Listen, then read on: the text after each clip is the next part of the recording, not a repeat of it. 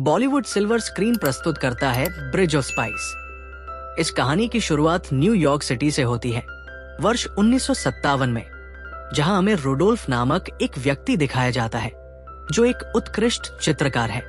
वो एक सिक्के के अंदर से एक चिट निकालता है जिसमें कोड भाषा में कुछ लिखा होता है। उसे वो चिट डिकोड करता है और तभी F.BI की टीम वहां आ जाती है और उसके पूरे घर की तलाशी लेती है, लेकिन उन्हें कुछ भी नहीं मिलता। वह चिट जो उसने पाई थी वो अपनी चित्रकला में मिला देता है। बावजूद इसके F.BI को पूरा यकीन है कि वो सोवियत यूनियन USSR का जासूस है, इसलिए उसे गिरफ्तार कर लिया जाता है। ये वो समय था जब सोवियत यूनियन और अमेरिका के बीच शीत युद्ध कोल्ड वॉर चल रहा था। इसी दौरान हम जेम्स नामक एक वकील से मिलते हैं जो एक इंश्योरेंस वकील है। उसे रुडोल्फ का केस सौंपा जाता है। हालांकि वो इस केस को नहीं लेना चाहता, लेकिन उसे समझाया जाता है कि अब तुम्हें ये केस लड़ा ही होगा। ये बात सही है कि वो एक सोवियत यूनियन का जासूस है, लेकिन उसे अपने बचाव का पूरा अवसर मिलना चाहिए। उसे अपनी बात रखने का मौका मिलना चाहिए। जेम्स ये केस स्वीकार कर लेता है और अपने सहायक से कहता है कि उसे रुडोल्फ के बारे में हर संभव जानकारी चाहिए। अगले दिन जब जेम्स अपने घर लौटता है तो उसका परिवार उससे नाराज होता है क्योंकि उसने एक रशियन जासूस का केस अपने हाथ में लिया है। जैसे जैसे ये बात फैलती जाएगी, लोग उससे नफरत करेंगे। जेम्स उनका उत्तर देता है, भले ही वो एक रशियन जासूस है, लेकिन उसे अपनी बात रखने का हक है। यही कारण है कि मैंने ये केस लिया है। अब चाहे जो भी हो, मैं पूरी सच्चाई के साथ उसका साथ दूंगा। इसके बाद जेम्स का सहायक उसकी जानकारी देता है और अगले दिन वो जेल में रुडोल्फ से मिलने जाता है। रुडोल्फ कहता है, मैंने कोई अपराध नहीं किया, इसलिए तुम चाह कर भी मेरे खिलाफ कुछ नहीं कर सकते। जेम्स उसे कहता है, तुम्हें अमेरिकी सरकार के साथ सहयोग करना चाहिए, इससे तुम्हें ही लाभ होगा। रुडोल्फ मना कर देता है। जेम्स फिर कहता है, हमारे देश में बहुत से लोग रशियन जासूसों की वजह से मारे गए हैं और इसलिए हर कोई रशियन जासूसों से नफरत करता है। मुझे चाहिए कि तुम अमेरिकी सरकार से सहयोग करो। कम से कम मुझे पूरी सच्चाई बताओ, तभी मैं तुम्हारी मदद कर पाऊंगा, क्योंकि तुम ये नहीं झुठला सकते कि तुम सोवियत यूनियन के जासूस हो। रुडोल्फ उसकी बात पर विचार करता है और अब जेम्स न्यायाधीश के पास जाता है।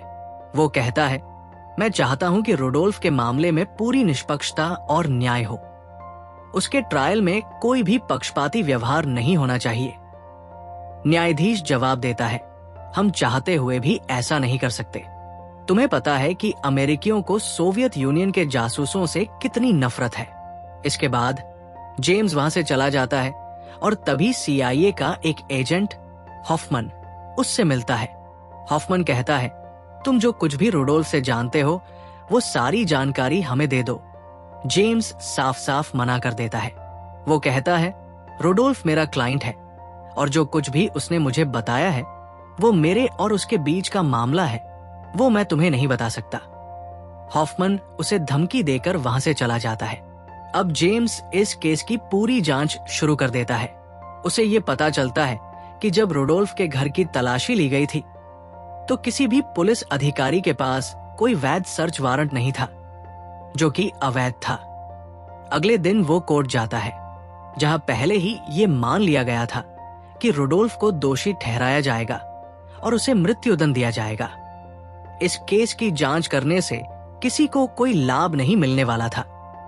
जेम्स को यह जानकर बहुत दुख होता है और जो उसका दृष्टिकोण था वो उसे बहुत छोटा सा प्रतीत होता है, क्योंकि यहाँ हर कोई उसके खिलाफ था। दूसरी ओर हमें जेम्स के बेटे को दिखाया जाता है, जिसे स्कूल में यह बताया जा रहा था कि अगर परमाणु हमला हो जाए तो अपनी रक्षा कैसे करनी चाहिए। जेम्स का बेटा ये देखकर डर जाता है और घर लौटकर वो परमाणु हमले से बचने के उपायों की तैयारी करने लगता है। जब जेम्स उससे पूछता है तो उसका बेटा बताता है कि वो परमाणु हमले से बचने की तैयारी कर रहा है। जेम्स ये देखकर चिंतित हो जाता है कि क्यों वह अपने देश की रक्षा करने की कोशिश कर रहा है। क्योंकि सोवियत यूनियन वाले उनके देश पर परमाणु हमला कर सकते हैं। समाचार पत्रों में ये खबर छप जाती है कि जेम्स रुडोल्फ का केस लड़ रहा है, जो कि एक जासूस है। इसके कारण जब भी वो कहीं यात्रा करता है, लोग उसे नफरत भरी नजरों से देखते हैं। लेकिन जेम्स को इससे कोई फर्क नहीं पड़ता। वो अपने काम को ईमानदारी से करता है। रुडोल्फ पर कई ट्रायल होते हैं और अंततः उसे दोषी पाया जाता है। जज कहता है कि जल्द ही उसे मृत्युदंड की सजा सुनाई जाएगी। ये सुनकर सभी लोग खुशी से झूम उठते हैं। कोर्ट से बाहर निकलते समय जेम्स के पास एक व्यक्ति आता है और कहता है कि अभी अंतिम निर्णय नहीं आया है। वो जेम्स को आश्वस्त करता है, चिंता मत करो, मैं तुम्हें रुडोल्फ को मृत्युदंड से बचने नहीं दूंगा। हालांकि रुडोल्फ बहुत शांत होता है और उसे मरने का कोई डर नहीं होता। दरअसल उसे सजा से कोई फर्क नहीं पड़ता। इसके बाद जेम्स जज के घर जाता है और उससे कहता है, अगर रुडोल्फ को मृत्युदंड दिया जाता है तो हमें बहुत बड़ा नुकसान होगा, क्योंकि हम उससे बहुत सारी महत्वपूर्ण जानकारी प्राप्त कर सकते थे। जज उसकी बात सुनकर सोच में पड़ जाता है और अगले दिन जब फाइनल निर्णय सुनाने का समय आता है तो जज उसे मृत्युदंड नहीं देकर 30 साल की सजा सुनाता है। ये सुनते ही कोर्ट में बैठे सभी लोग चिल्लाने लगते हैं। जब जेम्स बाहर आता है तो हर कोई उसे गालियां दे रहा होता है, क्योंकि उसकी वजह से एक जासूस बच गया। उसका सीनियर भी उसे कहता है, तुमने बहुत बड़ी गलती की है, तुम्हें रुडोल्फ को बचाना नहीं चाहिए था। लेकिन जेम्स ने वही किया जो उसका कर्तव्य था। इसके बाद जेम्स रुडोल्फ से मिलने के लिए जाता है। रुडोल्फ उसे कहता है, तुमने मेरी जान बचाई, इसके लिए मैं तुम्हारा आभारी हूं। लेकिन अब तुम्हारे खिलाफ हर कोई है और मुझे अपने और अपने परिवार की रक्षा करनी होगी। अमेरिकन लोग तुम्हें नहीं छोड़ेंगे। रात को रुडोल्फ की बेटी को दिखाया जाता है।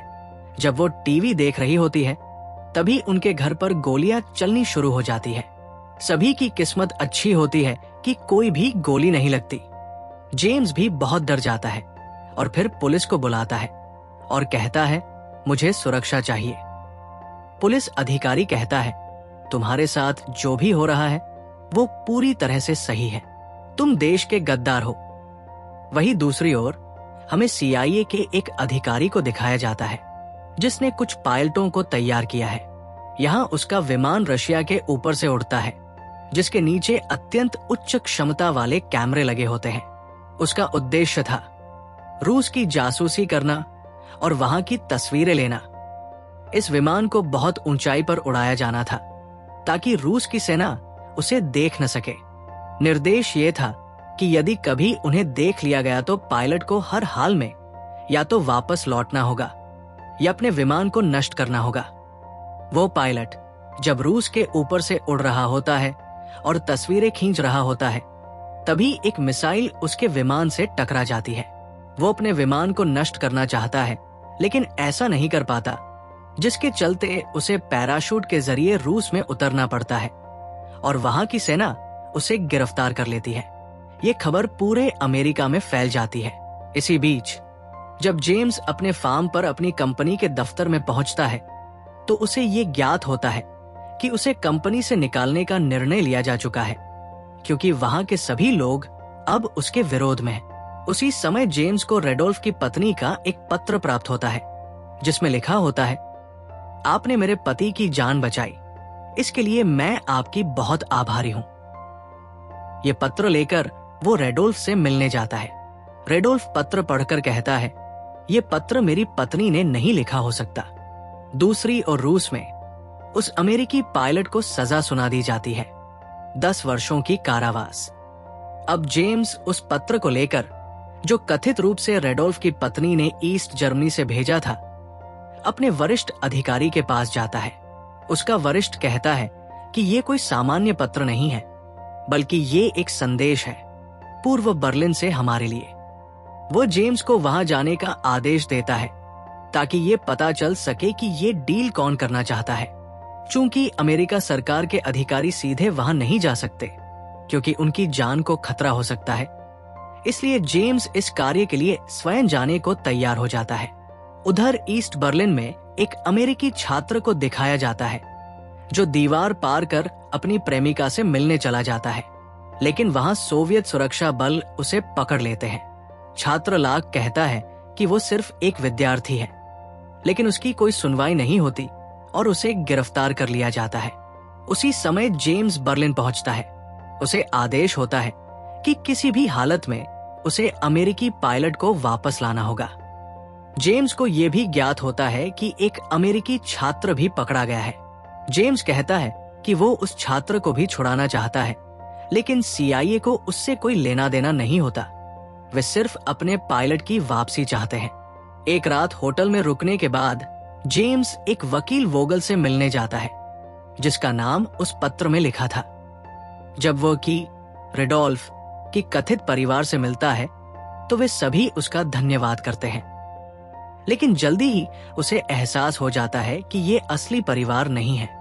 इसके बाद वो रशियन एम्बेसी के प्रमुख से मिलता है और प्रस्ताव रखता है, आप हमारे पायलट को छोड़िए, हम रेडोल्फ को छोड़ देंगे। रशियन चीफ कहता है कि रूस कभी भी कैदी का आदान प्रदान नहीं करता, और चूंकि अमेरिका ने रेडोल्फ को बहुत पहले पकड़ लिया था, तो उन्होंने उससे सारी जानकारी निकाल ली होगी। अब वे भी अपने पायलट से जानकारी हासिल करना चाहते हैं। वो आगे कहता है कि वो इस डील को अपनी सरकार तक पहुंचाएगा और आगे की जानकारी वोगल नामक वकील देगा। जेम्स को तब ज्ञात होता है कि उससे पहले जो व्यक्ति वोगल बनकर मिला था वो असली नहीं था। फिर रशियन एम्बेसी का चीफ उसे असली वोगल का पता देता है। असली वोगल का काम ही दो देशों के बीच में डील कराना होता है। अब जेम्स उससे मिलने जाता है। वोगल कहता है, मैं तुम्हारी डील करवा दूंगा, तुम्हें तुम्हारा पायलट वापस मिल जाएगा, बदले में तुम्हें रेडोल्फ को छोड़ना होगा। जेम्स ये चाहता है कि उस अमेरिकी छात्र को भी रिहा किया जाए। वोगल कहता है कि उसे इस बात का भरोसा नहीं है कि रूस उस छात्र को छोड़ेगा या नहीं, परंतु जेम्स किसी भी कीमत पर उस मासूम छात्र को छुड़ाना चाहता है। इसलिए वह रूस के एक वरिष्ठ अधिकारी से कहता है कि या तो वे दोनों को रिहा करें या फिर हमारे बीच कोई समझौता नहीं होगा। ये सुनकर सभी लोग सोच में पड़ जाते हैं। साथ ही सभी को ये पता चल जाता है कि जेम्स किस तरह उस अमेरिकी छात्र की रिहाई के लिए संघर्ष कर रहा है। कुछ समय बाद जेम्स को रूस से एक कॉल आता है, जिसमें बताया जाता है कि वे दोनों को छोड़ने के लिए तैयार है। इसके बाद ये तय होता है कि बंदियों की अदला-बदली एक पुल पर की जाएगी। रेडोल्फ को भी वहां लाया जाता है, जो जेम्स के साथ होता है। एक ओर से रूस की ओर से छात्र को छोड़ा जाता है और दूसरी ओर से अमेरिका की ओर से जेम्स और रेडोल्फ को छोड़ा जाता है। रेडोल्फ जेम्स को धन्यवाद देता है और कहता है कि उसने जेम्स के लिए एक उपहार छोड़ा है। इसके बाद दोनों देश अपने अपने बंदियों को सौंप देते हैं। अपने देश रवाना होने से पहले रेडोल्फ एक बार मुड़कर जेम्स को देखता है, क्योंकि आज वो जेम्स की वजह से जीवित है और अब जेम्स भी अपने देश संयुक्त राज्य अमेरिका के लिए निकल पड़ता है। रास्ते में वह रेडोल्फ का दिया हुआ उपहार देखता है, जो कि एक अत्यंत सुंदर पेंटिंग होती है, जिसे रेडोल्फ ने स्वयं बनाया था।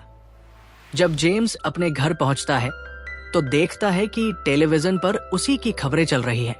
पूरे देश में उसकी सराहना हो रही होती है, क्योंकि उसने एक छात्र और एक पायलट की जान बचाई थी। दोनों अमेरिकी नागरिक थे। अगले दिन जब वो अपने काम पर जाता है और बस में चढ़ता है, तो जहां पहले लोग उसे घृणा की नजरों से देखा करते थे, अब सभी की नजरों में उसके लिए सम्मान होता है, क्योंकि उसने वास्तव में एक महान कार्य किया था और अब वो एक राष्ट्रीय हीरो बन चुका है। इसी के साथ ये फिल्म, ये कहानी समाप्त हो जाती है। आशा है कि आपको ये कहानी पसंद आई होगी।